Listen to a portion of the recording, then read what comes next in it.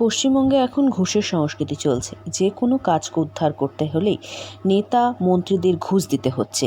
এই অবক্ষয় থেকে রাজ্যকে এবং রাজ্যবাসীকে বাঁচাতে হবে। তাই সবার আগে এই সরকার থেকে নিজেদের মুক্ত করতে হবে। ফালাকাটায় সিপিএম প্রার্থী কমল কিশোর রায়ের সমর্থনে নির্বাচনী প্রচারে এসে এই বক্তব্য রাখলেন এসএফআই এর সর্বভারতীয় সম্পাদক সৃজন ভট্টাচার্য। তাই তো ঠিক শুনেছি? কাস্তে হাতুড়ি দেখিয়া ভোট দিবেন ঠাসিয়া। তোলাবাজদের হারে দাও, দাঙ্গাবাজদের হারে দাও, আমার দাদাক জিতিয়া বিধানসভা পেটে দাও। তৃণমূলটাকে নিয়ে লোকে বিরক্ত। চোর, ডাকাত, তোলাবাজ, দাঙ্গাবাজ সব মিলিয়ে ঝুলিয়ে একটা দল হয়েছে, নাম তৃণমূল। চিটিংবাজের দল।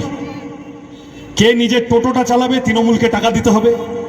কে একটা বাড়ি নিজের একতলা থেকে দোতলা করবে, তৃণমূলকে টাকা দিতে হবে।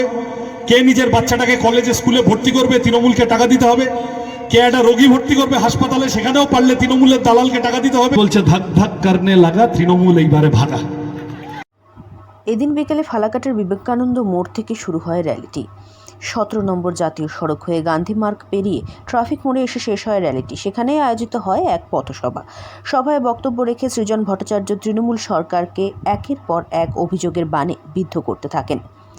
তিনি বলেন, ব্যক্তিকে নয়, সেলাম জানাতে হবে দলকে ও পতাকাকে। তৃণমূল কংগ্রেসের বিরুদ্ধে দুর্নীতি ও স্বজনপোষণের অভিযোগ তোলেন তিনি।